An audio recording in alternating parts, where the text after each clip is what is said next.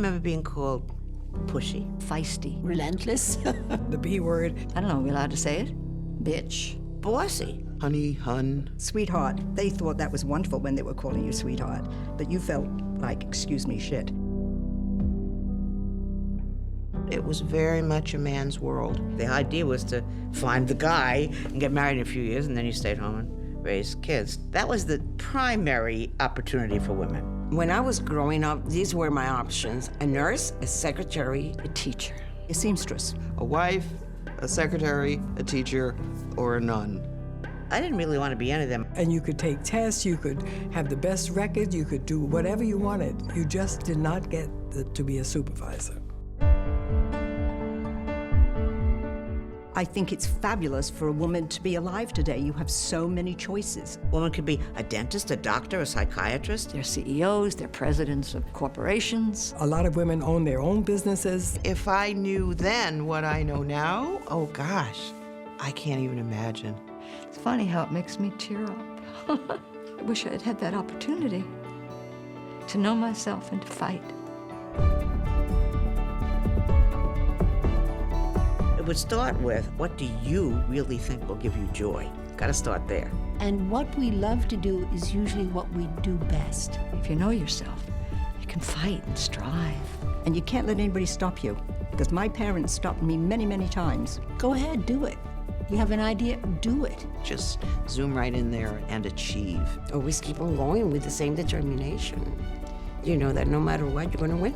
I would just be, excuse the expression on the camera, but hell on wheels. When the stars are darkened and the shadows gather, let me be your lifeline reach. When the night is ice and when the clouds are blacker, baby, come hold on to me. I can be your champion. I, Kamala Davy Harris, do solemnly swear. I, Kamala Davy Harris, do solemnly swear. I can be your champion. I can be your champion. Wow. I mean, that wasn't that long ago. That wasn't that long ago that women didn't have the options that they have today. And that's why that was the perfect video to set the tone for today, International Women's Day. I'm Diana Alvear. Thank you so much for joining me on Up to Speed Live. And if that fired you up, if that made you grateful for all the women that have come before us and all the women that we have in our lives, well, that's the perfect way to kick off our show today. It is an important one. This year's theme is Choose to Challenge, and that's what we're going to be doing throughout the show, and that's what we're going to be asking you to do as well. I am so honored to be hosting today. So what are we challenging? Let's see. We are choosing to challenge the status quo, our fears, rules of leadership, business barriers, and expectations. These are all factors that impact women's progress and leadership, and that is what we're being called on to do today. Now, somebody who never fails to challenge the status quo is Bozoma St. John, the bold and brilliant CMO of Netflix. If you've seen her, she's unforgettable. She describes herself as badass Boz, and there's a really good reason for that. So at a Makers conversation she had with writer Lavia Jaye, she spoke about how living out loud and authentically is key to her leadership. Take a listen.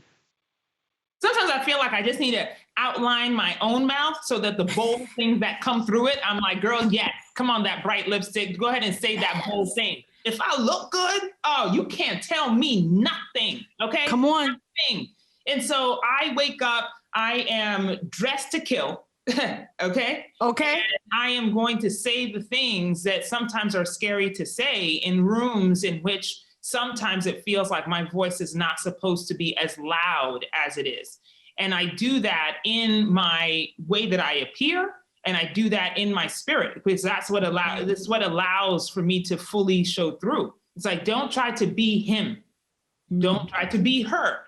Don't try to be shiny. Don't try to be quiet. Don't try to be exciting. Don't try to be risk-take. Don't do those things. Just be.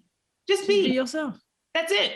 And it's like, that to me is the greatest freedom, and it's also the most complex, and it's the hardest thing. It really is. It sounds very simple, but it's a very difficult thing to do. How can you be expected to be excellent if you're concentrating on all these other things? That's where your energy goes. And so as soon as I let go of that stuff, as soon as I let go of those expectations and trying to be this thing that other people wanted to be, I was actually able to then let the work shine. You know, I'm able to put all the energy into my work so that I could actually come up with the best goddamn ideas and show award-winning campaigns. Correct. That's right. Yes. That's how I'm able to do it. And so it's actually real freedom, in fact, to be out and do what I want to do in the way I want to do it. Not as if I got to the C-suite and all of a sudden people were like, oh yes, now have your freedom. Yeah. No, people still tell me, well, you know, a C-suite executive really shouldn't fill in the blank. Yeah. And I'm like, who said? I recognize the fact that there aren't a lot of people like me, and that's why you're surprised when you see it.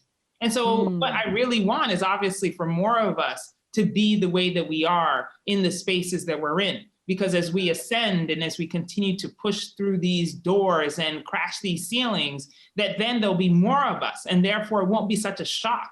It won't be such a Yes. show up. Yes. That's why people have to get used to excellence coming in different packages. Correct. Yes. Like- Let's normalize the excellence. Come on. The different looking excellence. It must be normalized, because then then the intern who shows up to her next job as herself stops being so jarring. That's exactly right. That's exactly right. And also then she doesn't have to worry about spending so much energy focused on really what is the wrong thing.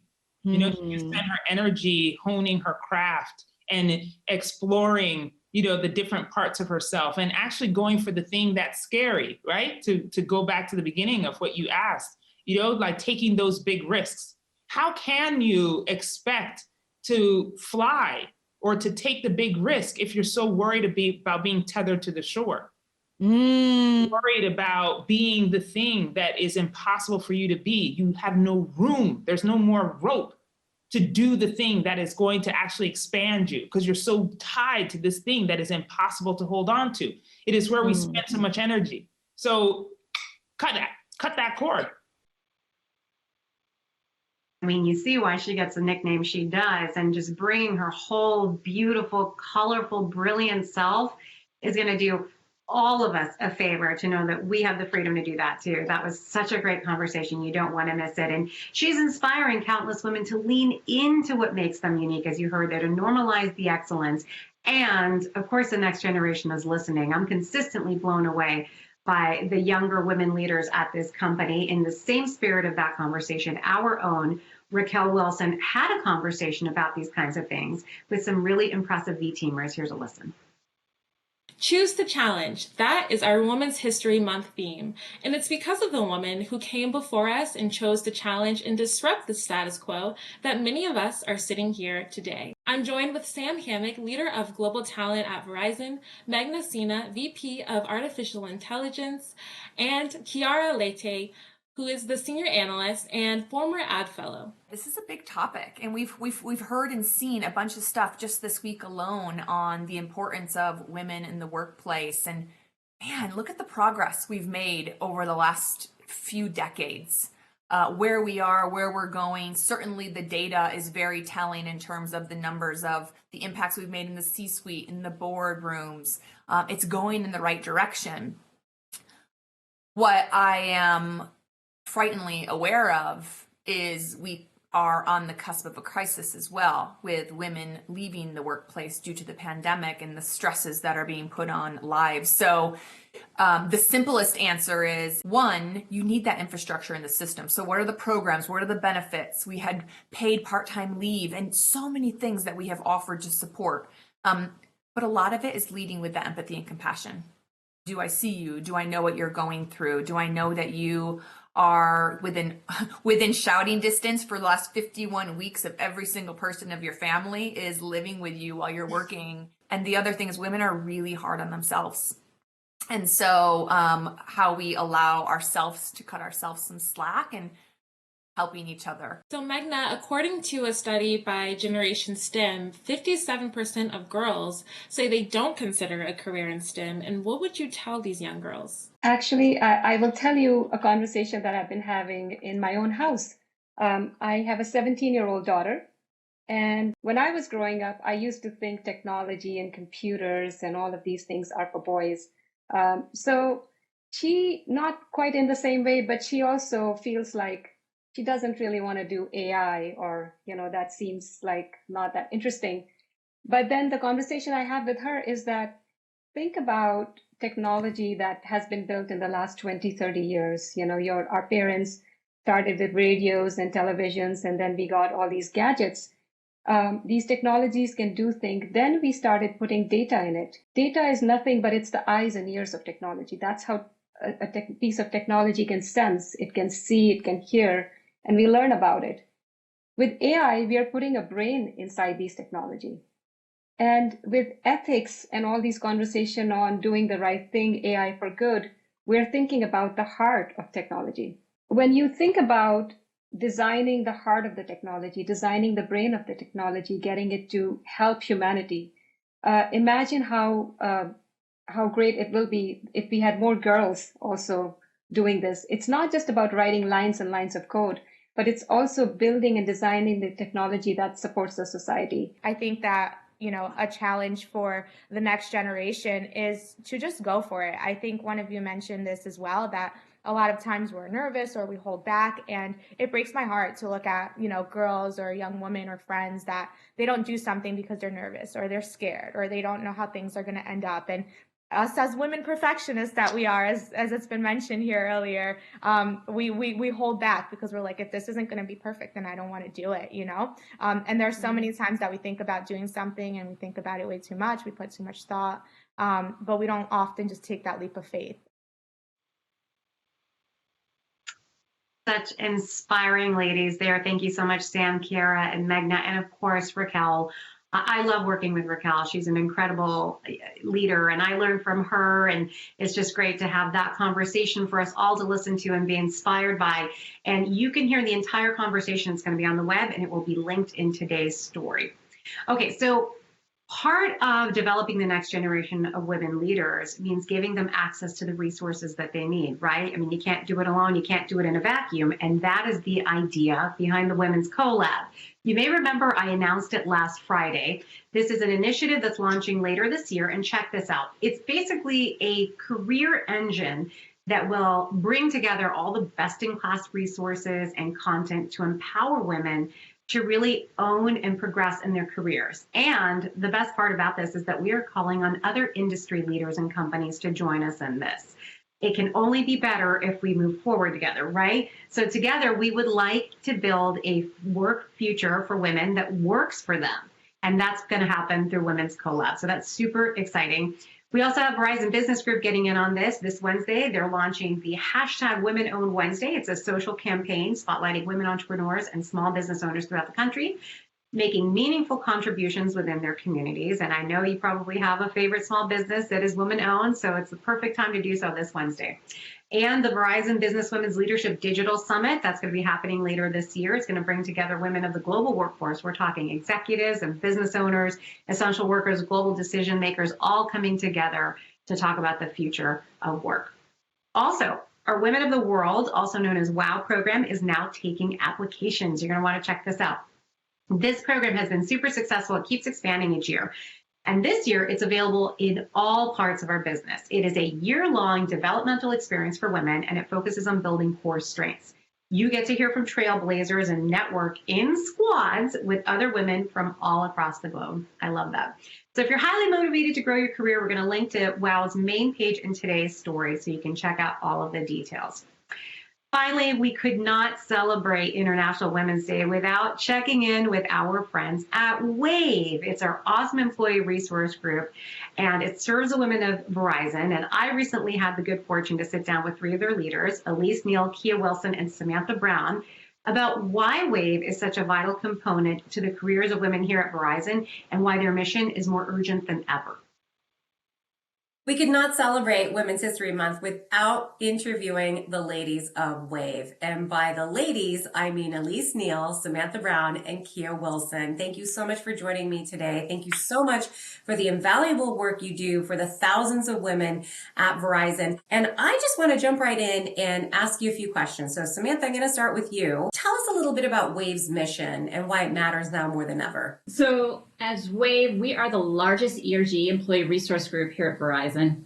And our mission really is to cultivate the advancement and development of women. And when we say women, we're talking about all women across all verticals and making sure, we elevate, we educate, we advocate for member representation, career development, and advancing intersectionality across the company. I don't have to tell you this, but 2020 was very challenging for women overall. So Elise, I want to ask you a little bit about 2020 and what WAVE did to support women during that time. Yeah, 2020 was a very interesting year for everyone. And the ways that the WAVE community showed up and all of those who kind of come around us was pretty phenomenal. We did 18,000 hours of community service, both kind of in our local communities and broader throughout. So we moved into highly virtualized volunteering platforms with some phenomenal help from our CSR teams. We launched new programs around just general resources of everything from mental health to improving your career development track to childcare and caregiving services more broadly. We were on the front lines with our frontline workers and donated thousands of dollars of Girl Scout cookies, which just adds delight to everyone's day. And we also supported our local small to medium businesses through a deep partnership with Hello Alice. And we had over 1,000 V-teamers supporting these local businesses through a very specific sponsored program that WAVE was able to participate alongside our small to medium business players. Kia, I want to ask you, you're not just a member, you're helping to lead this organization. So why is WAVE so meaningful to you? I think back to my time as an intern when I was doing my last year in business school and not even really feeling like a whole employee and being invited to a meeting by a colleague, a WAVE meeting. And I asked, I was like, are you sure I'm allowed to be here? And she's like, absolutely, this is for you. And it was in that moment that I knew that WAVE would be a really integral part of my growth and development in Verizon, and it sure has. Like all of the networking, all of the connections, all of the opportunities to get executive exposure, leadership skills, communication development. It really has been invaluable for me, and I can't see a better way to kind of jump right in and get developed and motivated than WAVE. Well, as you know, Choose to Challenge is our theme for today. And I want to ask all of you, what do you choose to challenge? And I'm going to start with Sam. I would say unconscious bias. It's something, it's pervasive in our business. While we're making, again, some progress in areas, we all have them. And it's really identifying them and helping to address them. Awesome. Kia? I choose to challenge the barrier of more representation of women and people of color in tech. And Elise? I choose to challenge the ability to be courageous. Courage is a skill set, and we all have an opportunity to up the ante on our Courage Bank skill set. Well, I can't thank you all enough, Sam, Elise, and Kia. I can see why this trio is really shaking things up and moving women forward at Verizon. We're so lucky to have you. And thank you so much for helping us celebrate International Women's Day. Oh my goodness, it was such a great conversation. It went on a lot longer than that about some really important topics. And I also want to make a special point to shout out Tiana of Verizon Media Group. She wasn't able to join the recording, but the ladies told me that she does so much work at WAVE that it was really important to recognize her. And by the way, joining WAVE was one of the first things I did when I joined Verizon, because employee resource groups are so important to give you that sense of being welcome and belonging and like you've got a squad. So thank you so much to them. The entire conversation will, of course, be linked in today's story. Okay, so you're inspired, you're motivated. You're like, Diana, tell me what to do. I want something to do on International Women's Day. Yes, I have a mission for you to complete. Share your hope for the next generation of women and what we're doing today to ensure they don't face the same battles. You can pick a barrier to challenge, and if you're comfortable, make it personal for you so that we can really get a groundswell of honest dialogue going. Don't forget to add what you see right there, hashtag choose to challenge and hashtag IMVZ, and tell us how you are going to help move the world forward for women. And you want to continue to keep an eye out throughout the entire month of March. This is Women's History Month because we have so much more amazing content lined up. You may remember the next 20 bold sister to sister episode titled Black Women Lead. If you missed it the first time, tune in to Verizon's LinkedIn page Wednesday, as we're going to be doing an encore presentation of this amazing episode. And I'm not kidding when I say that my phone was like blowing up with texts from people who were watching it and quoting the women who were speaking in it because they felt like they resonated so much with what these two women were saying. So definitely worth a listen during this month. And tomorrow, looking ahead, my friend Andy will be back. Don't forget, it's payout day for Stock Together. And on Thursday, we're back live on Twitter. Remember, teach me how to Twitter? On Twitter with Hans and Kyle at 12 p.m. Eastern, 9 a.m. Pacific. What are they talking about? You're just going to have to tune in to find out. All right. Well, I hope that you come away from this show feeling inspired and motivated and ready to do your part for the women in your life. If you're a woman at Verizon, we want to hear how you plan to choose to challenge the status quo and let us know what you think we need to do to move forward. It's a day to celebrate International Women's Day. All of us play a part in this. And do me a favor, as I asked you to do on Friday, just shout out the women in your life that uplift you, support you, and empower you. Make sure that you do your part. Maybe reach out to somebody you know and say, how can I be of service to you? That's the best way for us to do this, right? We got to do it together. So just do me that favor. That's another little call to action on my personal behalf. I'm Diana Alvear. Thank you so much for joining me today. You're amazing. You're going to have a great week. Until next time, you're up to speed.